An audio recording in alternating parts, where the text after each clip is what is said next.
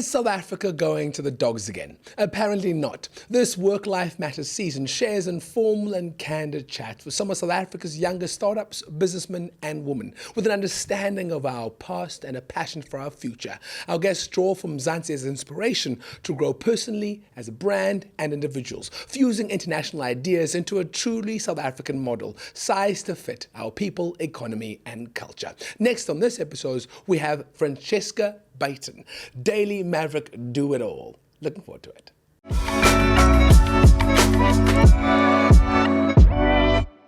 Francesca Beighton, right? Yeah. That's that how I pronounce it? Yeah. Perfect. From the Daily Maverick? Indeed. So this particular section is about disruptors, and I've heard great things for all the work that you're doing. Tell me about you. Actually, this is clear. There's an accent. Where's that from? I'm from Ireland. Ireland? Originally. I've been trying to lose the accent, learning please. my South African yaw. And You actually sound very South African. Do I? Yes, yes. Oh, that's good. There's a twang. There's a twang. Yeah, 15 years. Yeah. I should get a twang. All right. So tell us about what you do, Daily Maverick. I see a lot of the articles. I read a lot of them. Oh, good. Thank you. So 5 years ago, Daily Maverick was really close to closing because there's, just no funding for journalism. All of the advertising spend was going to Facebook and Google. It was just better for them. They were massive disruptors for the news media industry. I mean, they changed the face of publishing. And around the world, news publishers decided they were going to pop up paywalls, which works fine for the New York Times or, even the Irish Times. I hate paywalls. Yeah. It like starts and goes, and then it... Yeah, it's just the worst. Explain to people who are listening what a paywall is. Okay, so a paywall is you go to a site and it pops up and it says to continue reading this article, you need to pay. And it just doesn't make any business sense on any level whatsoever because you're also just keeping your product from... It's like telling people that they have to pay before they come into a shop to browse around. So it was never on the table for Daily Maverick. Our founders were just completely against paywalls. They were like, we're South Africa. This is a poor country. Most people can't access the news anyway. And if we put it behind a paywall, sure, we might get sustainable. We had at that stage about 150,000 newsletter subscribers. And, they were huge fans. They were junkies, news junkies. And we could have easily put up a paywall and we'd be sustainable. But we'd still have those 150,000 people and no more. So what they did was something that was just unheard of in journalism. They put their cynicism aside and they started to believe in the good of people and the good of the readers. And they just set up a membership and they explained it straight up that you can voluntarily pay. Just we'll give you some loose benefits. You'll get a behind-the-scenes newsletter. You'll get discounts on our events, those kind of things. But if you just choose to pay so that those who can't afford to pay can still read it for free, then you're a great person. You'll keep us going. And that's where I came in. I kind of joined. I was one of the first people to sign up. And then I got recruited in to be the part-time email girl. Okay. And that very quickly became a full-time role. And 5 years later, I'm now the GM of Reader Revenue, which is we've opened a book division, we've opened an e-commerce division, events and webinars, and we've grown the membership base to 26,500 people. So, which is incredible. I mean, these people are quite honestly the best of South Africa. They're paying for a free service to make sure that our journalism is supported, that we can grow. 5 years ago, we had 30 permanent employees. We've now grown to 120, and our expansion plans are bigger and bigger. And our goal is to try and get to 100,000 members in the next 5 years. And I think we'll get there because, what we've been able to grow and cover is creating value for individuals. So yeah, that's what I do. And then for me, so what background do you come from? Because you're Irish, been here for 15 years. What background do you come from to get to get into this position? It's funny because I couldn't work here for 10 years. Blame Home Affairs. Yeah, I had 2 children here. I just couldn't get my permanent residency to work here. And I remember saying to my husband, when I remember it was like, who's going to employ me now? Anyway. And then 2 weeks later, when I got my permanent residency, and 2 weeks later, the job offer came in from Daily Maverick. And I'd been reading Daily Maverick since I landed on these shores. Like, I was obsessed. I love politics. So, I mean, I'd been writing. I'd been trying to set up my own little business in e-commerce. I'd been doing whatever I could, writing books, ghostwriting books. And then I'm also, when I was back in Ireland, I was doing a lot of charity events. So I knew how to put on a party. I knew how to edit or write. I knew how to be human. And actually, that was the thing. For this particular role, it was about connecting with your members and, engaging with them. And it's such a huge component of the success of it is our team engages with our insiders all the time. And because of that, we have one of the lowest churn rates in the world in news media. So 85% of the members who joined us 3 years ago are still with us. Oh, wow. Yeah. So, and that just comes down to, having a chat, replying to an email in time, creating kind of value in their lives and, yeah.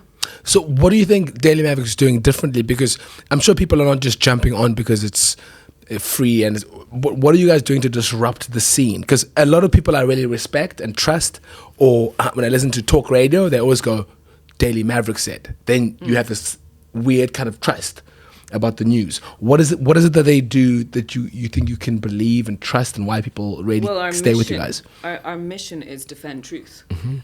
Just simply that, defend truth. It's not reflect back what our readers want to see or read or hear. It's the truth is the truth. And, in conversation with our founders and our steerco, the kind of things that we want people to feel is, I read it in Daily Maverick, therefore it's true. Yeah.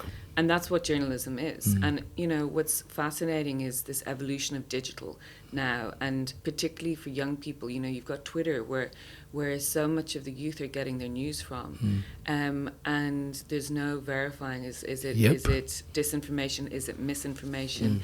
But that's also important for us. What's the difference between misinformation and disinformation? Okay, so disinformation is actually actively telling a lie. Okay. Misinformation is believing that lie and spreading it. Okay, cool. So, when you're on Facebook and you read something and you share it, or you're on Instagram and you share it, or Twitter, that's actually spreading misinformation. Disinformation are kind of bad actors trying to get their agenda out there. And, it's really interesting when you look at some of the political parties in this country to see that they are utilizing these social media platforms as their mouthpieces. I'm getting my propaganda out there, but they won't hold a press conference or they won't answer to journalists who are trained to smell through bullshit.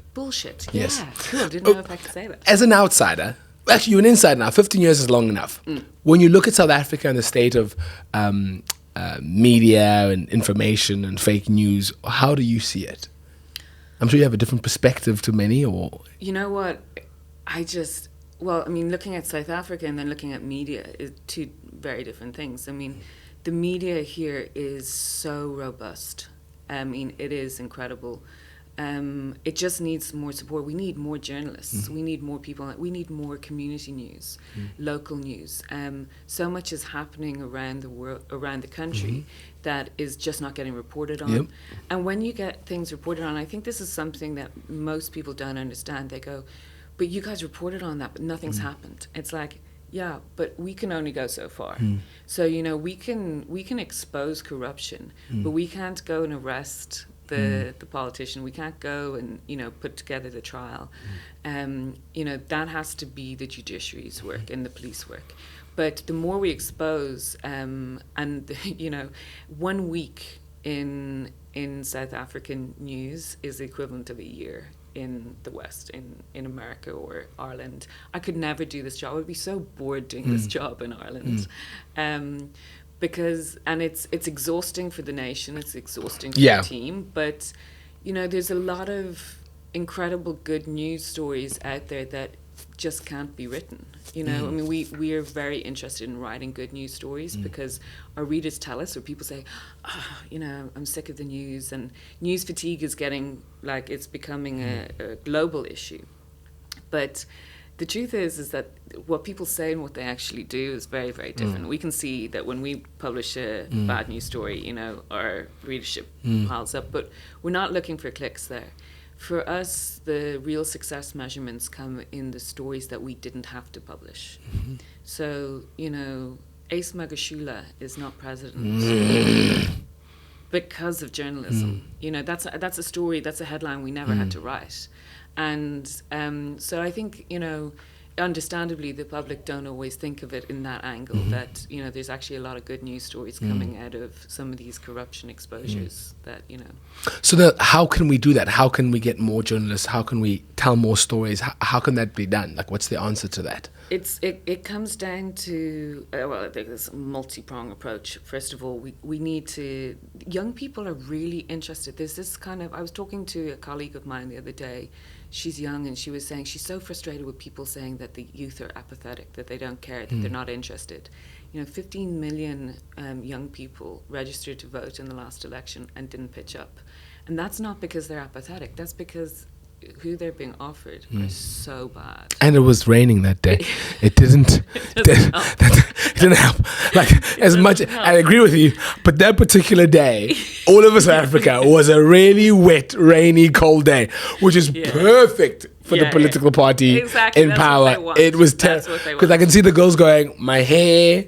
No. For them, no. Exactly, I'm just not. But I know there were other the choices and the options of theirs. But I think the thing is that, you know, young people are really, like, they really care. They're on their devices looking, and they're active. They're active on social media. They're the people who are charging with climate change. They're the ones that fight for against climate change.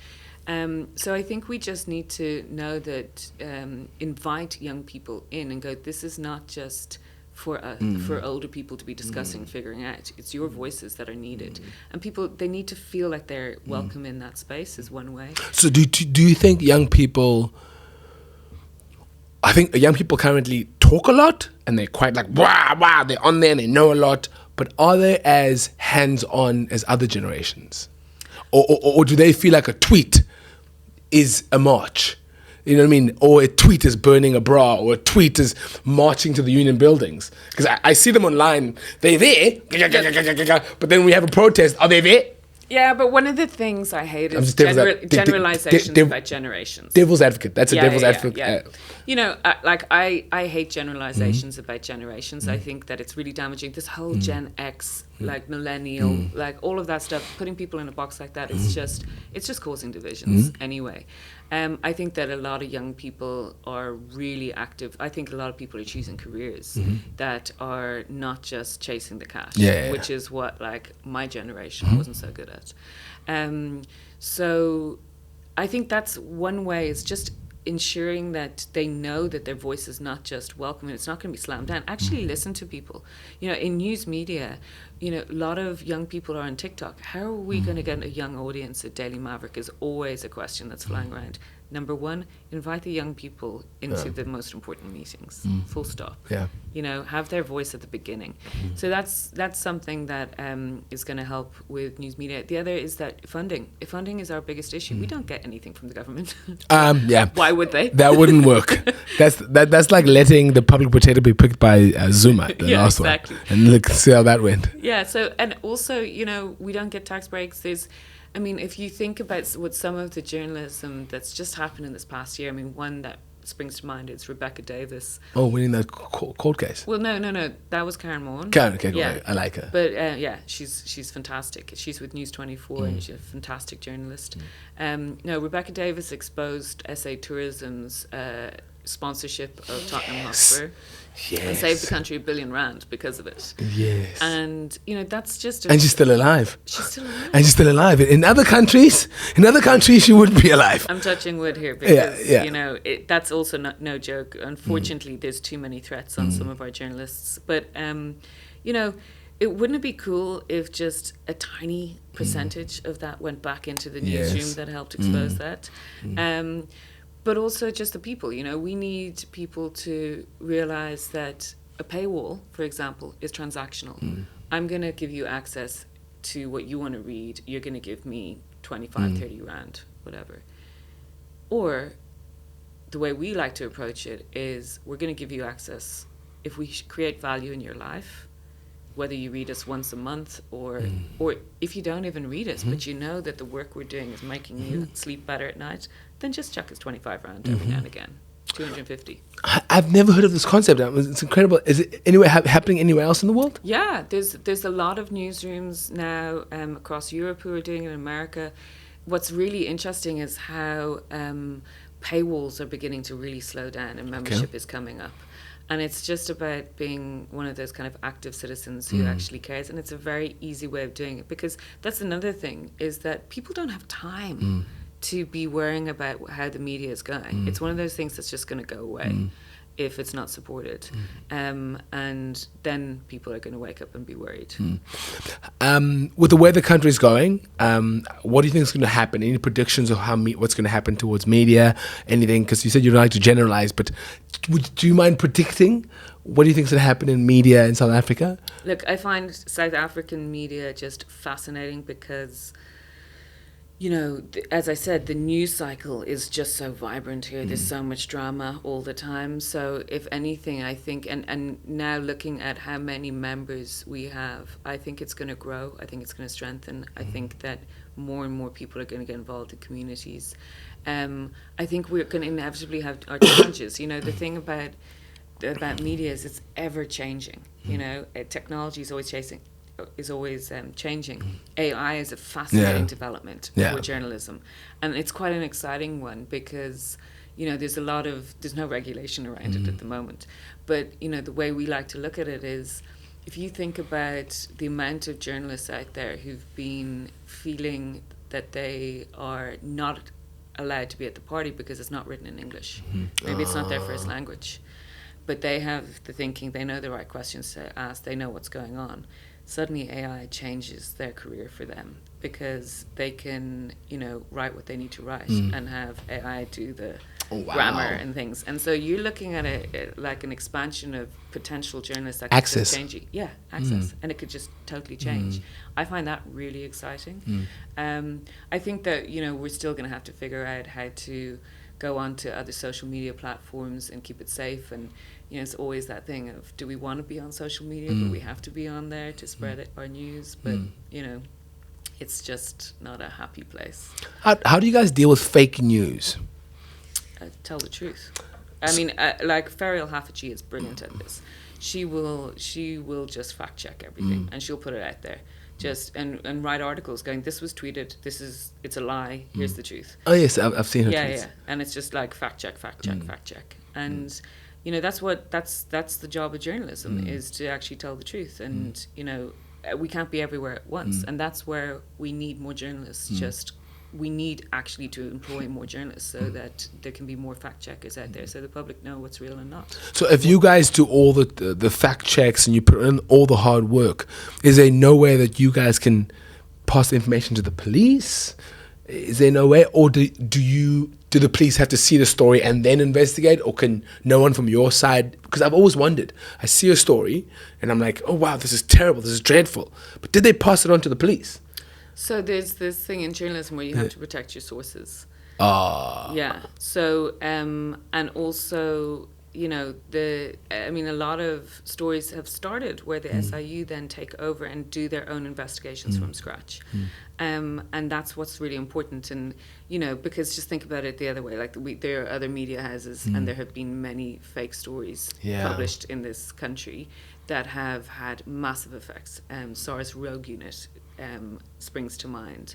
And if you don't have independent investigation actually looking into it and just believing journalists, then, you know, that's not cool. You know, Estelle Ellis, one of our journalists, she works in the Eastern Cape.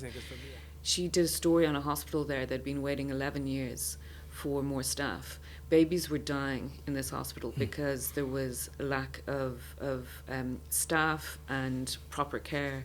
She broke the story at 6 a.m. By 12 p.m. that day, 6 hours later, 36 posts had been created for that hospital.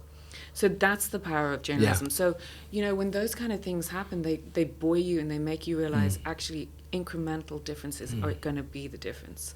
And it's just, you know, for me, coming from an Irish perspective, you know, Ireland's a very wealthy country.